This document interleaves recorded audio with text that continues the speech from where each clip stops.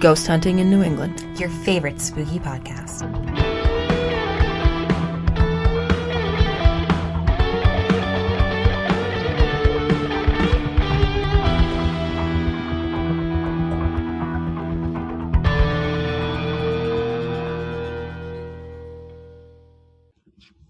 Hello and happy Wednesday. Welcome to this week's episode of Ghost Hunting in New England with your hosts Amelia and Beth. And wouldn't you know it, Beth? It's that time of year again. And what time of year is that, Amelia?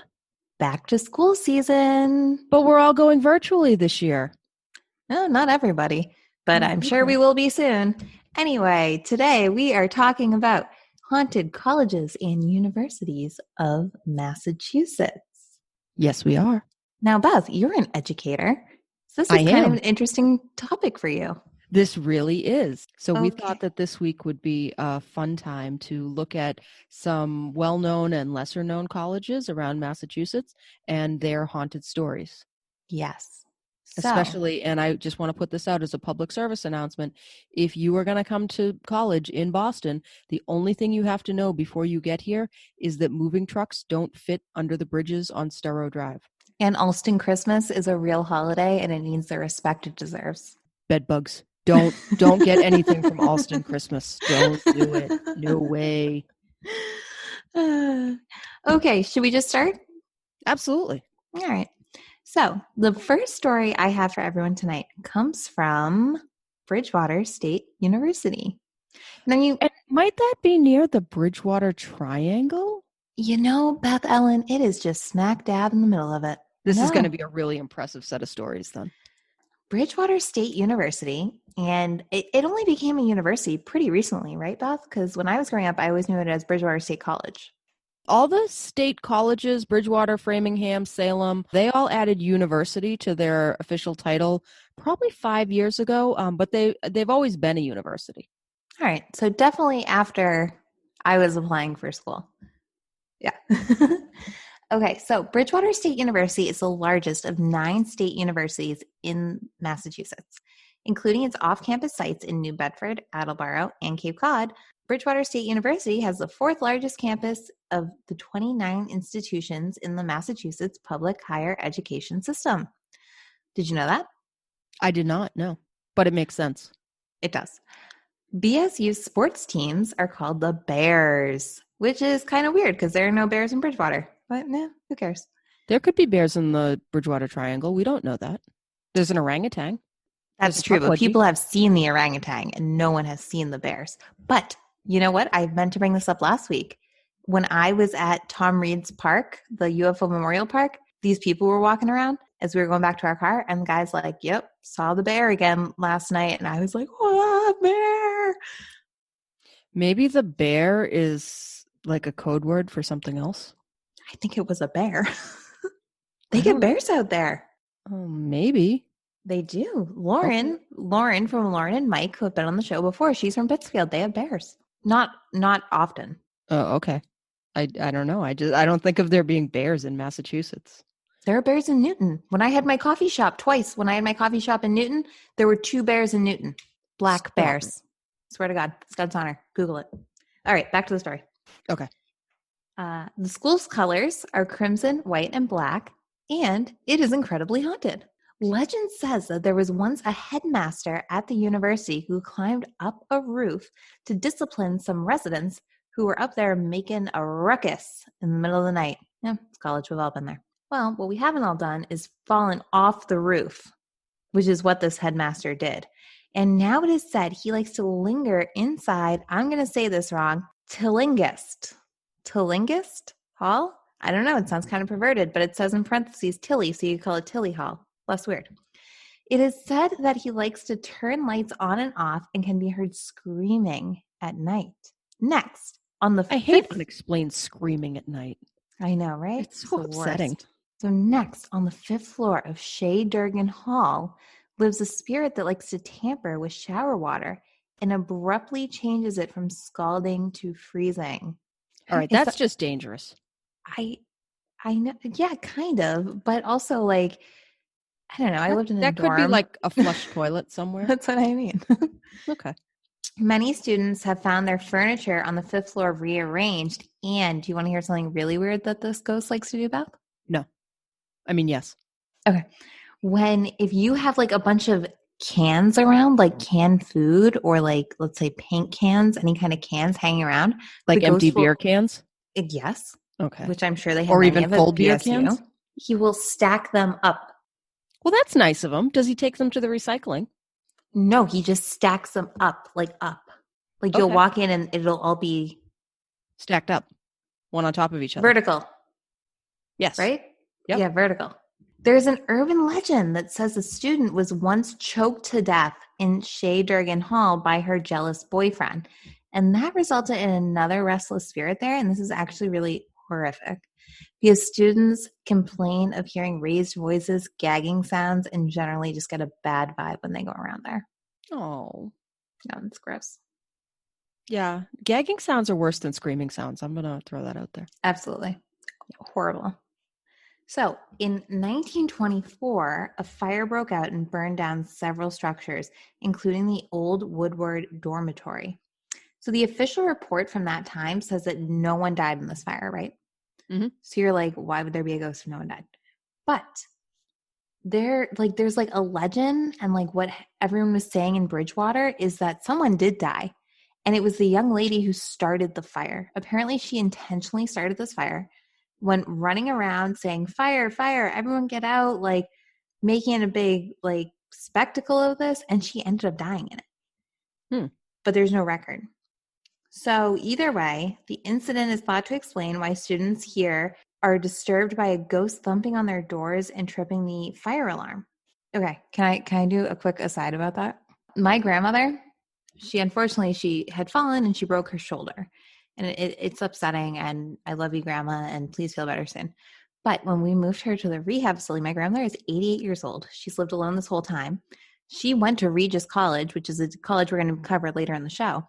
And when she got to rehab, she was just fed up. She had been in the hospital 6 days because of her shoulder, and now she has to go to rehab, and she didn't want to be there.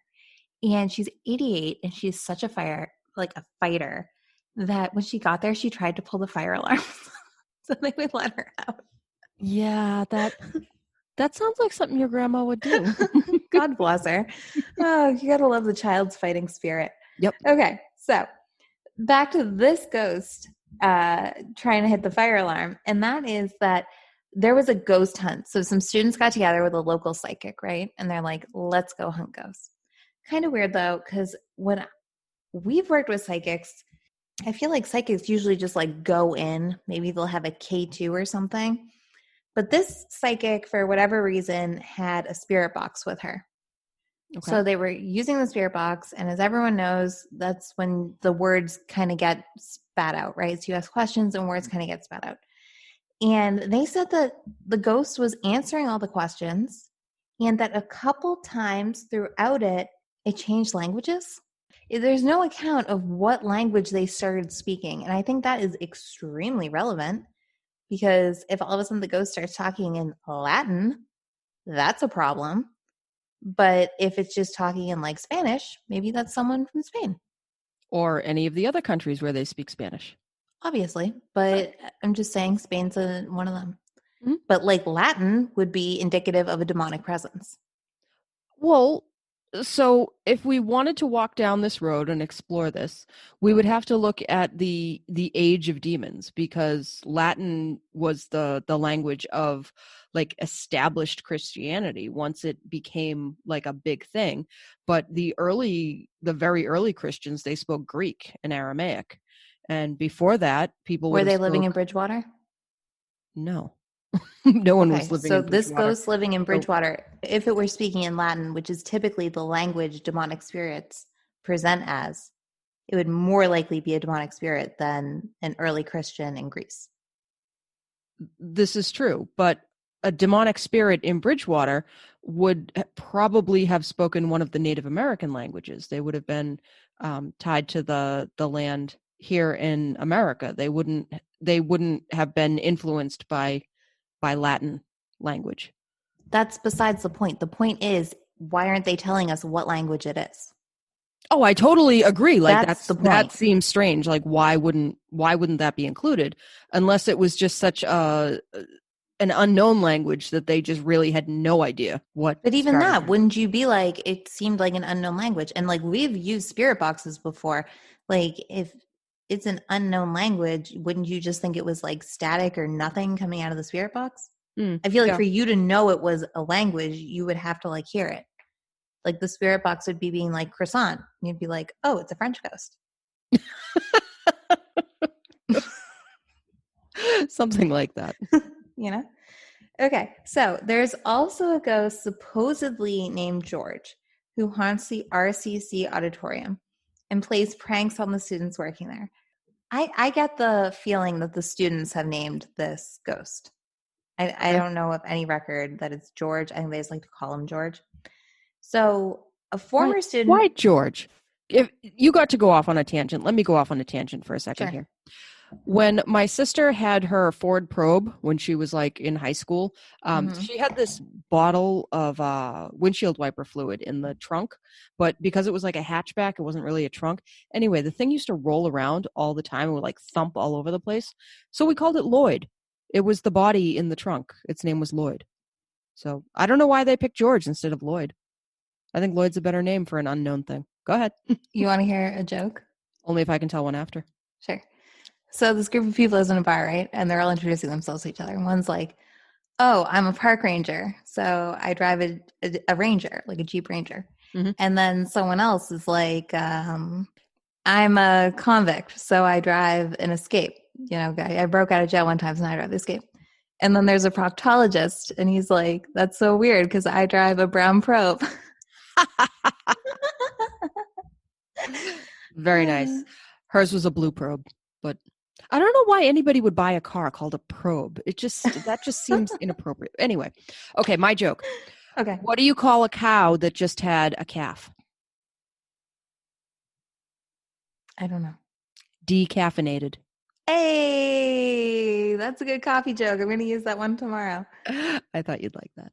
I do like that. I like that one a lot. I also told that to my mom because, she's a farmer with cows. Mm-hmm. She launched into this big explanation about how before a cow has a calf, it's called a heifer. And then after it has a calf, it's called, and I'm like, because I had phrased it as question, what do you call a cow right after it has a calf? And then she gave her big long explanation and I said, answer, decaffeinated. Speaking of your mother, are you at your mother's house right now? I am. Oh, there you go. Yeah. Okay. It's much quieter than my house. My mom has also called me and sent me 7 text messages since we've been on here. Is she okay? I'm sure she's fine. Okay. It's the twins' birthday, so I had to pick up balloons for them. She wants an update. She'll get the update on the podcast, apparently. There you go. Okay. So, yeah, George likes to steal scripts, play with lighting, and move the props around. I don't know. I just, like, I'm vibing on this one. I'm getting the vibe that George is just like forgetful students. Yeah. Because there's no backstory to George. Okay. Anyway. So local author Renee Mallett. I think her name is spelled Mallet. It's Mallett, but I kind of like to think her name is pronounced Renee Mallet. But it's 2 T's, so it's Mallet, right? Yeah. Yeah. She should knock one of those off. Renee Mallet. You could say Mallette. Put the emphasis on the second syllable instead of the first one. But that doesn't rhyme. Why does it have to rhyme? Renee Mallet rhymes. But I don't understand. Why would you sing-songy? I know. Why would you want a name that's sing-songy and rhymes? That sounds terrible. I think that's great. All right. So I would think Renee Mallett, located in Lowell, Massachusetts, wrote a book called Haunted Colleges and Universities in Massachusetts, which if we had found that out before like the last 24 hours, we probably would have bought it. You know what's funny? In my research, I came across information from her book as well, and I was thinking the same thing. Like, I should have got this 2 days ago and just blasted through it. Yeah. So I may, in fact, pick it up this week, and then we can do all sorts of other colleges for next year. Okay. So, Haunted Colleges and Universities in Massachusetts with a section on the Bridgewater State University. Quote, most schools tend to either embrace or ignore their haunted histories, Mallett said. Bridgewater seemed to be right in the middle. Mallett also mentions in great detail an overwhelming stench of death in student apartments. Students, Ew. I know. I Students have don't, said, that might not be the smell of death in their apartments. That might just be the smell that undergrads make. yeah, ugh. Students have said they will walk into their apartment and the entire room will smell of rot and death, but no surroundings apartment will have a whiff of anything at all. In 2009, the school actually had a haunted night. In 2009, the school actually had a Halloween night haunted urban legends tour on campus. That's kind of fun, right? Mm-hmm. And they've done a lot of other like Halloween themed things. They do stuff for kids. So I think they have a pretty good sense of, I don't want to say humor, but they acknowledge it. Mm-hmm. So that's it. That's Bridgewater State University, smack in the middle of the Bridgewater Triangle. Cool. It's from our houses. You can just head. It's like 20 minutes from here. Cool. Head straight down Route 18. It's on the left. Sweet. Yeah. It's like a weirdly long drive down there though. Like I don't know why. I was considering looking at them to get like a graduate degree or something. In what? I really wanted to get one in poetry, but I already have one degree I don't use, so I know, right? Like, that I'm still paying off. should we head over to the hallowed halls of Harvard University? I think we shall. Okay. I picked Harvard to look into a little bit because it's like the college that everybody thinks of when they think of college, New England, any of that stuff. So good old Harvard University. And I'm not going to speak about it and all of its history nearly as long as Amelia did because it's been around forever and it pops up in all sorts of pop culture here, there, and everywhere. I did 2 sentences of history. That's okay. No, you talked about their mascot and their colors and all that stuff, which It was 2 sentences. So Harvard University in Cambridge, Massachusetts. As you might believe, they've been around for a long time, and they have some ghosts that hang around. So I have 5 different buildings on the property and just quick ghost stories from each one. So the first one that I want to talk about is the Wadsworth House. So the Wadsworth House gained fame by actually being George Washington's first headquarters in the Revolutionary War. Oh, cool. Which surprised me that I didn't know that already. And I was kind of surprised to hear that George Washington had even come to Massachusetts. I thought that he had never been here. I was very surprised to hear that too when you just said it. However, it makes sense. Why? Because he was in the Revolutionary War. I know, but we didn't really we had the opening battles up here in Lexington and Concord, but then I don't think that many other real fighting took place here. It was. Well, didn't you say it was his first one? Yeah, it was his first headquarters. Right. So he started here where it started and then probably moved. Okay. There's a ghost there. Is it George Washington's ghost? No, it's not George Washington's ghost. No. The most famous sighting is actually from 1980. There was a cleaning woman, and she was working on vacuuming the floors, and she's there by herself, and she's just doing her thing, getting ready. It was like a Sunday morning, and as she's doing her vacuuming, she looks up, and coming down the steps is a man in a colonial outfit. He's got one of those tricorn hats on, and he just silently walks down the stairs, opens the front door, goes out, closes the front door behind him, and that's it. Like just a crazy sort of some colonial ghost just walked down the stairs and right out the front door. And so they think that one's just a residual haunting. And they're sure it wasn't a reenactor, right? Yes. Because I'll tell you, I dated this guy in high school, and I'm really, now he does that. I saw on Facebook. I think that's really neat. I don't.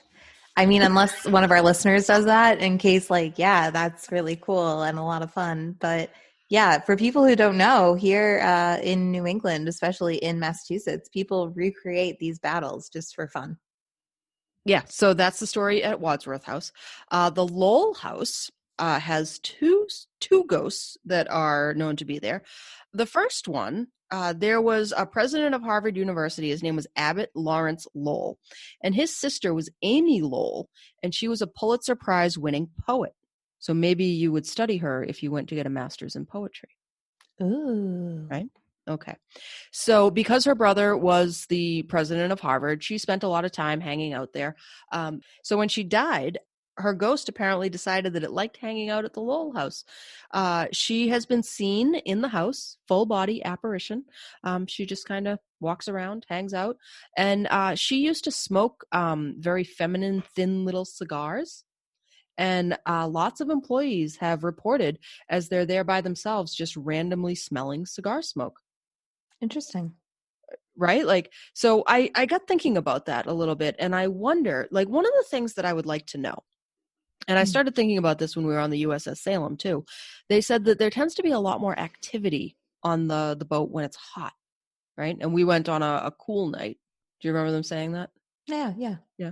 And then Tom Reed was also saying when we talked to him last week that, there's more activity, more UFO activity out in Western Mass when it's hot. And so Did he say that? he said something along those lines. It had something to do with the temperature, because it got me thinking about it again. I wonder how much weather plays into things like this. Like when it gets really hot, does if you had like cigar smoke in the wallpaper, would that make the scent just kind of like come out of the wallpaper more, right? I wonder, like, when it's hot, do people get a little dehydrated and they start to see things that maybe they're not really seeing, right? So I am a former smoker, and I smoke, Mhm. as are you. As am I. But yeah, so I smoked I chain smoked for a very long time. Mhm. And it's horrible. And if you're a young person, please don't smoke, because it sucks to quit. But I used to like really smoke when it was hot. Yeah. Like if it was like 100-degree day, I would like bang out 2 packs of cigarettes, no problem. I wonder But why. I don't know. But in the winter, didn't smoke that much. No, I think I was pretty consistent all year long. No, I would always smoke at least a pack a day, but in the summer it was like 2 packs. So I can see that. I can see why it might smell. I don't know in regards to all the other things, but that's one thing that could happen with why they would smell smoke in the summer. I think there just happen to be more people walking around smoking outside. Just wafting in. No, I think the ghost was smoking more in the summer. Okay. That's what I think. Okay. Yeah. I mean, I'm just wondering if like the smell just happened to be leaching out of the wallpaper or something, just because it was hot, and these are old buildings, so they don't have central air or anything. Yeah. I don't know. It's just something that I Either. started thinking about. Anyway, so then we have this other ghost, Elliot Perkins. All So right. he was the former housemaster of the Lowell House from 1942 to 1963. Any idea what a housemaster might do? Yeah, me neither. But his wife was there, and she was also considered a housemaster. What year was this? So this is from 1942 to 1963. Then I don't know. If it was a different time period, would you have known? Yes. Oh. And what time period would that be? 1700s. Oh, and what would a housemaster have done then? They would have like had slaves and like been in charge of the house. Okay. That Yeah. makes sense. Yeah. All right. Anyway, they lived there for a long time, and then Elliot dies in 1985. Well, he was just one of these gregarious types of people who, like, everybody just loved him. So when his ghost started showing back up there after he died, people were actually happy to see him. Like, nobody, it wasn't like your typical, like, people saw a ghost and they freaked out. People were kind of like, hey, what's going on? Did the ghost do like keg stands and stuff? Well, he would show up on Thursdays during their tea time. So apparently every Thursday there's like this big tea time, like they sit and drink tea, not they all go golfing. Yeah, I know. God bless you, Harvard. But so yeah, every Thursday at the Lowell house there was like a big like formal tea, and his ghost would show up to say hello and be part of the big gathering, which I just thought was a really kind of cute story. That is cute. All right. So then we have William James. And so William... Never trust a man with 2 first names. Jimmy James, the man so nice, they named him twice. Did you ever watch that show? No. News Radio? I love that show. I did watch that show. Yeah. It had... I was really young, though. All right. So William James devoted his life to proving that the paranormal actually exists. Hey, that's like us. Are we proving it, or Aw. are we just talking about it? No, we were proving it. We don't ghost hunt spots. We're trying to prove Okay. All right. Anyway, so this is sad, right? No. Put your sad face on. His infant son died in 1884. That's horrific. Yeah. After that, he went to Leonora Piper. She was a medium, and he was looking for her guidance about like what to do about, like his sadness. And he proceeded to visit her on a regular basis for many, many years. And he really studied her. And he was astounded at the amount of things that she knew about him that there was no way she could have known. Like, these were like personal things about him. He even went so far as to send people that he knew to go see her, show up, give her a false name, ask her some questions, and report back to William James. People were reporting back that she knew like these crazy things. Like, a guy walks in, gives her a false name, and asks her to tell him what's written on the inside of his wedding ring. And she told him. Wowie. Right? Like, how on earth would anybody know that? So he continued to go and see her until he died in 1910. And his ghost is reported to haunt the William James building at Harvard. Cool. He's kind of stuck there. And last but not least, so I guess I had 4 buildings, not 5, but I have 5 stories. Last but not least, we have the Widener Library, because you can never have a university without a library, and you can't have a library without a ghost. So Harry Widener, he actually died April 11th, 1914. Any idea, given that date? Maybe it was 1912? I was supposed to double check my date. Any idea what might have happened around that time? I think it was 1912. April 11th, 1912. Does that ring any bells? A lot of people died that day. In fact, the opening of Fenway Park in Boston was bumped off the front page of the newspaper in order to report. 1912? Mm-hmm. I have no idea. That the Titanic had sunk. Oh, okay. Yes. He was on the Titanic. He died. Very sad. His mother established this library in his honor. So that's why it's called the Widener Library. The next year, she had a very lovely portrait done by a very famous French painter hung in the library of her son, Harry. And so it hung there for almost 100 years. Early in the 2000s, they were doing some renovations in the library. And Harry's picture had to be taken down, and in its place went up this big, ugly piece of plywood. Well, Mama did not seem very happy about that, and she started pushing little objects off of people's desks. She started making lots of noises. So the mom was dead, right? Oh, yeah, the mom is long dead. Sorry, did I not mention that? I'm like 2 glasses of wine in, and now that I said that, I'm thinking back, and I'm like, you said 100 years, so like I should have just... It's Sorry. okay. The final straw was when Mom went up and she like chipped out a bunch of pieces of plaster out of the ceiling and dropped them on people's desks. So nobody was hurt. Nobody got hit by the plaster, but they kind of got the point that Mom was very upset about this. And so they tried to figure out why she would be so upset. And what they ended up doing was taking the portrait, photocopying it, and hanging up a photocopy of Harry on the wall where it should have been, because they didn't want to put the regular picture up there because they didn't want it to get ruined by the renovations going on. But once his picture was back up, all of the weirdo stuff all around stopped. Interesting. Right? Like, that is interesting. They figured it out, and all was well. So those are just a couple of quick little stories about some different hauntings going on at Harvard University. Very cool. My next school is Regis College, and that is located in Westwood, Massachusetts. I chose Regis because it is my grandmother's alma mater, and I'm so stupid. Bridgewater is also my grandmother's alma mater, and I didn't even realize that till right now. My grandmother has a master's degree from Bridgewater. In poetry? No, in teaching, special education. So my grandmother has a master's from Bridgewater and she has her bachelor's from Regis. And God bless you, Grandma Ann. You are just the most important person in my life, which is why I put Regis in here. Because my grandmother, and I'm not just saying that, she is the most important woman in my life. So fun fact, you know this, the listeners don't know this, but on my father's side of the family, so this is my paternal grandmother, on my father's side of the family, I'm the first woman born in over 100 years. I was in our like direct lineage, I was the only girl born in the 1900s. And I was the first grandchild. So my grandmother, who had all sons and all male grandchildren, and I are extremely close. Aw. Yeah, so it's nice. That's very nice. Yes. I always thought it was really cool too, because how many grandmothers how many 88-year-old women got college degrees in their 20s? Not many.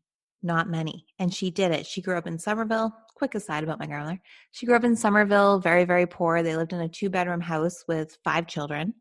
And she went to Catholic girls' school and just worked really, really hard. She worked at the newspaper stand in South Station to pay her way to go to Regis. And she has a degree in chemistry, which she always jokes. It's like, she's like, well, it was an all girls school and like, yada, yada year. So it wasn't like real science, but she has a degree. Oh, that's sad. I know, isn't it? But she knew enough to, and my grandfather, he was a very good scientist. So yeah, there you go. Okay, back to the story. So when I looked up Regis College, I found out Regis College is quite haunted, but no one knows why. No one knows where this is coming from. There's no proof. There's no records. There's nothing. And I also chose Regis because I employ a lot of people from Regis College. It's very close to my business. And I miss them all so much because right now they're, online college right now. And Mia, hi Mia, I think she's going to listen to this episode, who has been working for me for 3 years, actually isn't coming back. And you might be like, oh, that's really sad. She's like, has to do online school. She's missing a semester of college. But where does Mia live? Honolulu, Hawaii. Stop. Who leaves Honolulu to come to Westwood? Isn't that crazy? Everyone asks her that. So I always see her on Instagram and I like look at all of her beautiful photos and I'm like, never come back. Also send me there. So anyway. Well, if you went to Hawaii, would she at least let you stay with her? Yes, she has offered that before. Okay, and also I do need to connect with her because as you'll remember, I very briefly tried to learn how to play ukulele and her mother is a professional ukulele teacher. So I need to like try to set up like online lessons. Okay. This is besides anything. The point is, and I'm so sorry, this is the last time I drink when I'm doing the podcast. But so Regis is very haunted. So for those who don't know, it's a Catholic women's school in Westwood, which is one of the most affluent communities in Massachusetts. I said Westwood again. It's actually Weston. So I work in Wellesley. I have Westwood on one side and Weston on the other side. And Regis is in Weston, Massachusetts, which is, like you said, Beth, it is the W town. It is extraordinarily affluent. Big Papi just moved out of there. He just sold his house. David Ortiz? Yes. Yes. Very nice. Big Papi. Okay. Who I have met multiple times. Did you know that, Beth? I did not know that. I've met him multiple times. Okay. In your shop? No. When I was in college, I worked at Fenway Park, so I met him there. Oh, okay. I worked there for 3 seasons. And then I used to manage all the cafes for the Equinox Health Clubs, which he worked out at, and he used to come and get a smoothie. Very nice. Yes. Nice guy? Extraordinarily nice. Beautiful. I I wasn't able to find too much, but as I dug around, I found student accounts of these hauntings online. Okay. And like people, so like they would like have something like, oh yeah, Regis is haunted, blah, blah, blah. And then if you scroll down, you see in the comments section, all these people commenting. So I took some of those. So I think it's very interesting because now we have like the real accounts. Okay, here we go. Summer 2018, I lived on the 4th floor of Regis where the nuns used to live. My friend and I both saw a person-sized black shadow figure cross the hallway about 100 feet away. I only saw it for a second, so it could have been a nun. Accompanying with the figure was a burst of wind that we didn't feel down the hallway that knocked down Post-it notes and papers off of cork boards as it traveled down the hallway towards where we saw the figure. On the third floor in the center room, all the lights would flicker. Wait, so they had a farting shadow No, person Beth, it gun? wasn't a farter. Stop that. It was a ghost. It's a different idea of a silent but deadly. Stop it, Beth. Oh my goodness. Okay, so next one. I have heard a story from a Regis graduate that there was a man who killed himself in Maria Hall. Not too sure how accurate that story is, but supposedly the doors can be seen opening and closing by themselves. The man may have lived in room 226, in which that door is usually the one opening and closing, but other doors on the second floor have done the same. Now, as a reply to that, someone else says, rumors have it in Angela and Dormitilla, a spirit of a girl roams the hall. I have heard that there was a girl in the 70s who had gone missing in the Highland Street forest. All I could find out was that girl lived at the end of the second floor. Her roommate had seen her go out but not come back. Voices can be heard periodically, and even the girl reportedly has been seen in the basement as well as on the second floor staircase. Neat. Yeah, so it's one person being like, I don't know. But then the other one's like, oh, yeah, no, like over here. So it's just kind of cool. Okay. Then the next one, I went to Regis College in Weston, not Westwood, Massachusetts, and that place is most definitely haunted. I was living in Angela Hall. Regis is not that big, and I am like blown away by how many halls they have there. Like they're talking about all these different dormitories. It's not that big of a school. Right, but none of these dormitories are very big either. They probably have 10 people in each. Like I went to a school about the same size as them, and we did not have this many. Okay. I went to Regis College in Weston, Massachusetts, and that place is most definitely haunted. I was living in Angela Hall my freshman year, and we had a few encounters on the second floor. What is with all these second floors being haunted? Okay. I always heard stories of the little girl in our hall. One night I was sleeping and had woken up about 3 a.m. for whatever reason and distinctly heard a little girl laughing in the hallway loudly. I know this is a college campus and people are up all the time, but it was distinctly a child for no explanation whatsoever.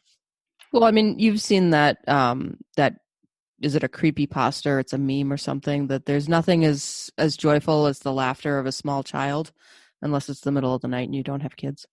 Absolutely. Another time I was keying into my room. Out of the right of my eye, I clearly saw a ghost apparition to my right at the end of the hall. Many times as well, I heard a little girl laughing and I've heard running down the hall and understand when I heard the running, this was over Thanksgiving break and there was basically no one in my hall. Never could understand why a little girl would be there. Regis is a creepy place. Our last one. Oh my God, I went to that school. I stayed in the old dorm with the elevator. One night they had a blackout at Regis College. That was the night I said no one hung themselves in the elevator. Me and my roommate were stuck in the elevator after that, and all the lights in campus went off. They called it the blackout. I moved out of the dorm and to home shortly after. Very haunted. Spooky, Very. spooky, spooky. Watch out, ladies. Those did seem to be all girl stories. It's an all-girl school. Still? Yes. Really? Yes. You can always tell when girls are writing, because boys never write things that start with Oh my OMG. God. Yeah. Surprise coming out of the Catholic girls too. Oh. All right. So next up is Lasell University, which only recently became Lasell University. They were Lasell College until last year.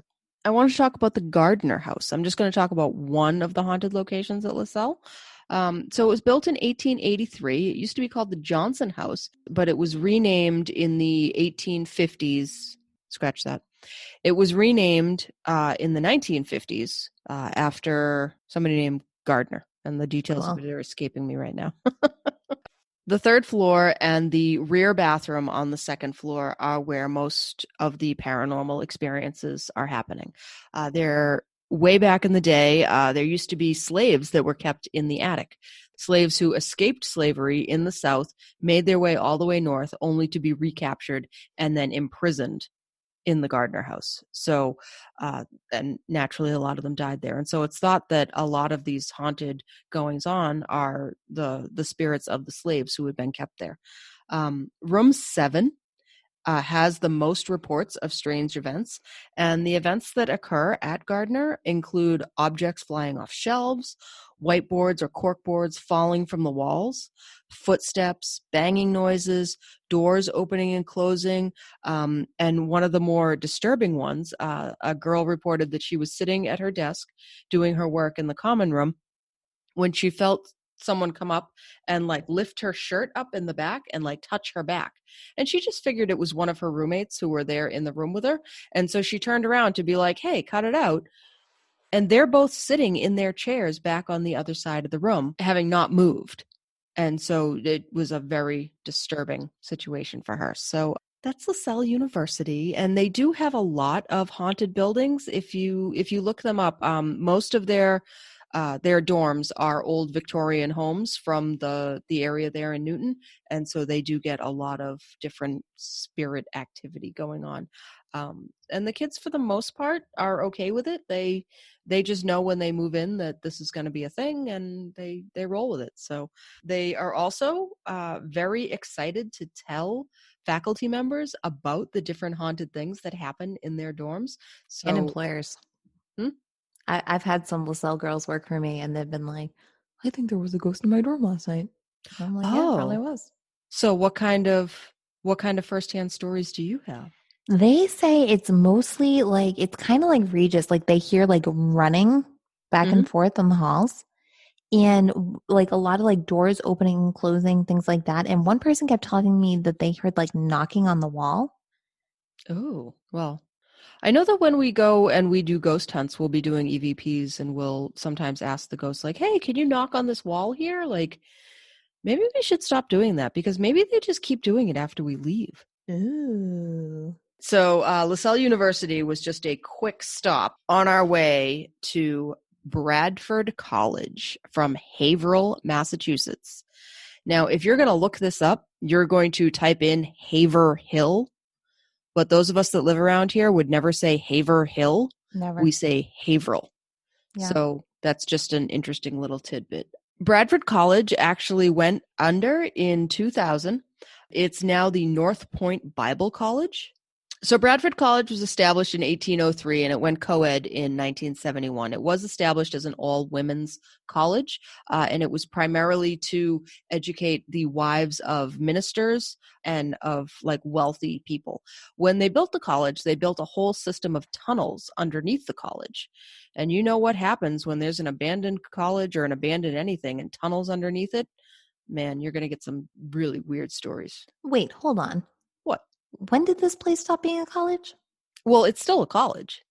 But it's a different name, right? Yeah, now it's Northpoint Bible College. So it's still there. No, I know. But when we were setting up the episode, you were like, yeah, I'm doing Bradford College. I'm like, where is that? Because I had never heard of it because it's been around for 20 years. No, Bradford College was from the 1800s. It hasn't been around for 20 years. Yeah. I don't understand where you're going with this. I was saying, where is that? Because I hadn't heard of it. And I was like, that's weird that there's a college I haven't heard of.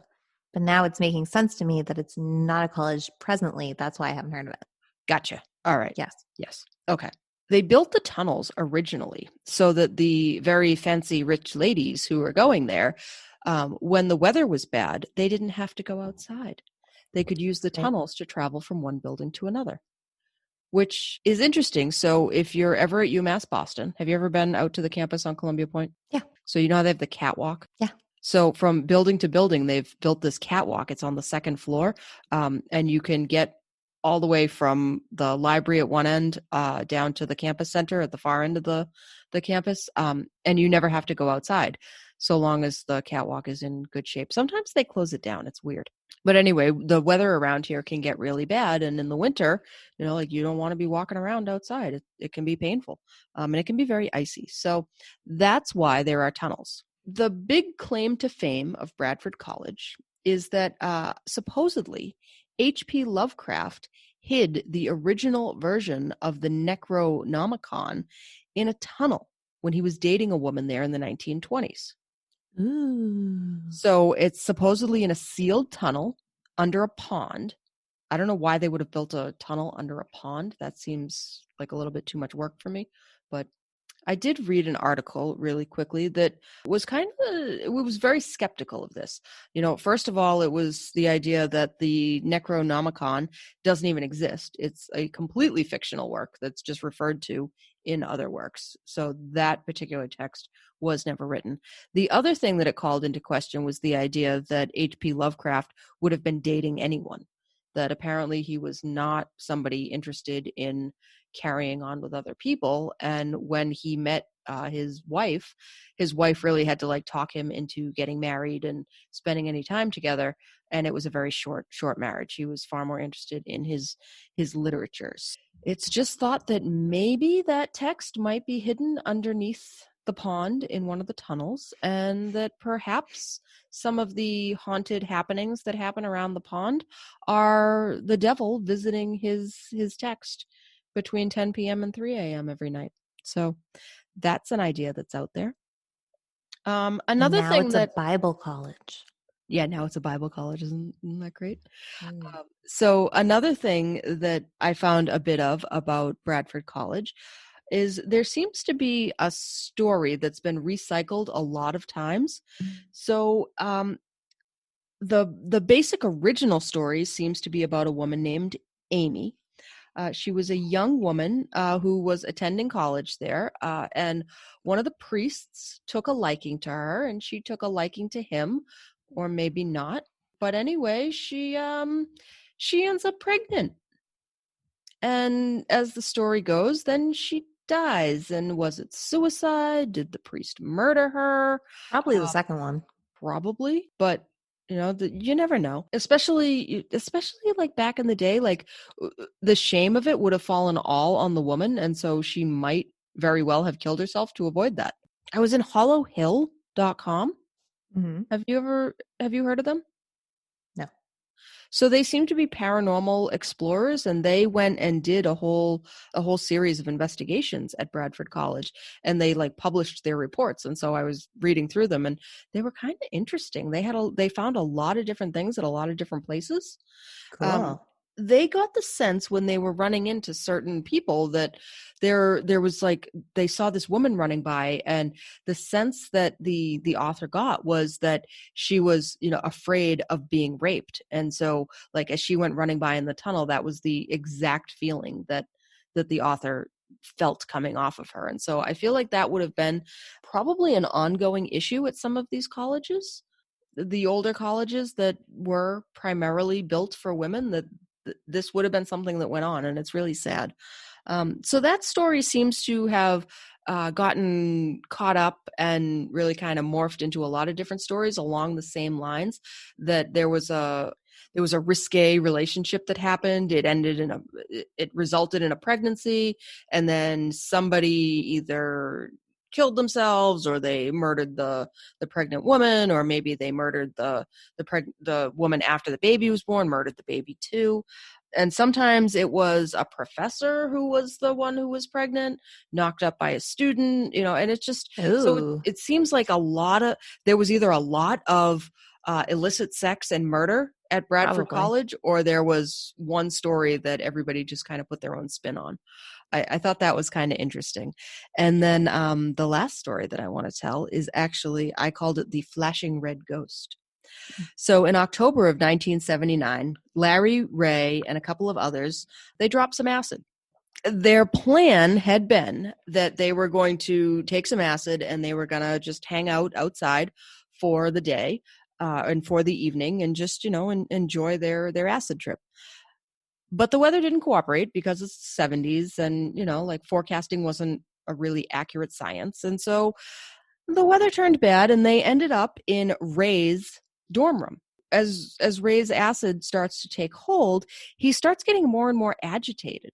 And he's seeing this flashing red light, and nobody else can see it. And he starts getting very angry at all of he's on acid. Well, he starts getting angry at his friends about the fact that they can't see it. And his friends are like, all right, dude, like, we've had enough of you. And so they leave him alone in his room, and like they go off to continue their good time. So he starts getting more and more upset, and a couple of hours go by and he's screaming uncontrollably, and he has to be taken from his room down to the medical center at the college. Well, he never came back to his room. He actually left the college after that. His father came in a couple of days later, collected up all his stuff, and that's the last they ever heard of Ray. So fast forward a year later, now it's 1980. What's this next guy's name? Greg. He hears the story about Ray, and he's like, whatever, like that's bogus. Like, that didn't happen. Nothing like that. Greg laughs it off, and about 3 weeks later, he's in Larry's room, right? And as he's leaving, he sees on the door this red flash that comes up and says, "Welcome back, Ray," and then it vanishes. And of course, nobody else saw this thing, but he was like, oh, that was weird, right? Things just kind of start to get a little bit weird. A couple of nights later, Greg wakes up to his neighbor in the next room just yelling and shouting. You can't really make out what the neighbor is talking about, but there's a lot of commotion, there's a lot of noise. So it turns out that the neighbor was seeing a flashing red light that no one else could see. And he was getting, again, very agitated about it. And so time goes on, and, you know, the neighbor ends up leaving school as well.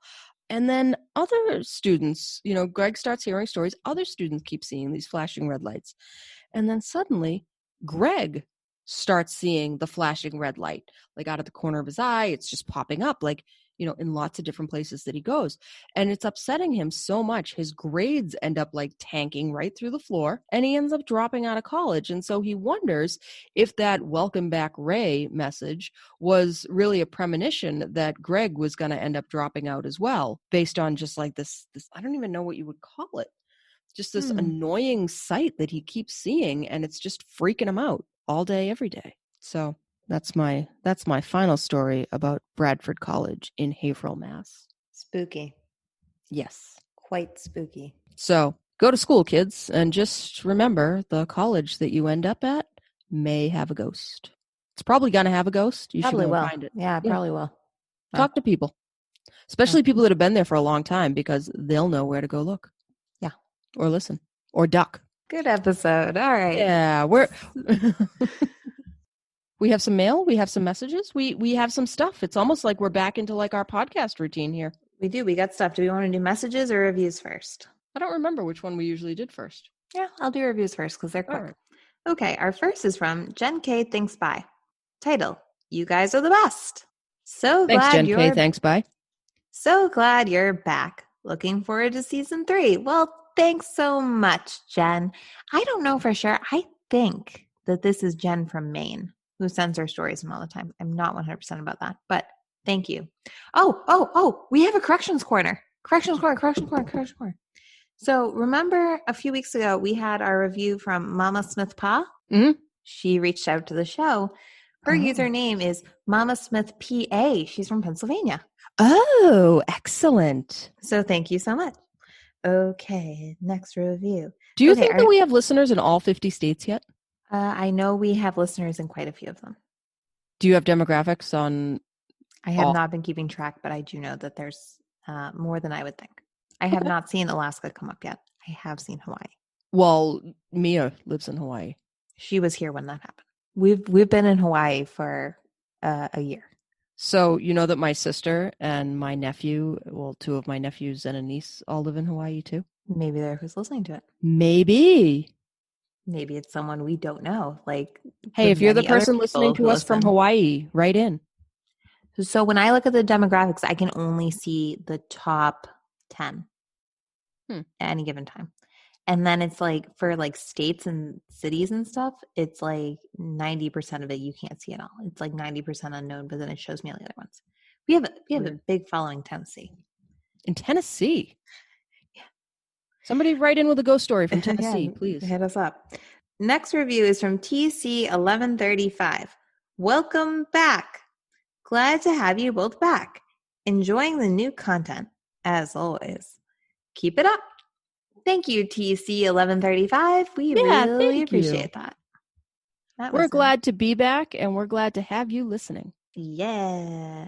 What was I looking for? I was looking for a message that came through on Instagram. Instagram. My favorite. Were you going to sing? Yeah. Did you want to do like a whole song about it? Instagram is so great. I love it so much. And please follow us at Ghost Hunting in New England. Ghost Hunting in New England. Ba-do-do-do. Remember back in season 1, the time that I sang? This was better. Thanks. Hey, thanks. That's really nice. All right. Jerry sends us a message on Instagram. I found you on Spotify today because I was searching for stories about my hometown, Griswold/Jewett City, Connecticut. I listened to your podcast about Connecticut hauntings, and at the end, you had a story about a railroad worker that sent you a picture. That was a really creepy picture. It was. For those who want to go back and see it, it is the cover photo on our Facebook still, and it was sent to us by Kung Fu Sun on Instagram. It's the cover page on our Facebook? Yeah. Really? I'm Facebook friends with the guy who sent it in. You're Facebook friends with everybody. Yeah, add me on Facebook. Yeah, they all know you. All right, great. It's because you have like a whole name. I do. I'm going to show you some pictures that you probably won't believe are real, but 2 of my coworkers saw it in person. So I do underground utility work, and we're currently working in Western Mass. I came up on this job, and I look all around for anything that might be a problem. Site lighting, buried cable for satellite, stuff that isn't marked out by DigSafe. First, I looked up to see where the satellite was and saw this from this angle.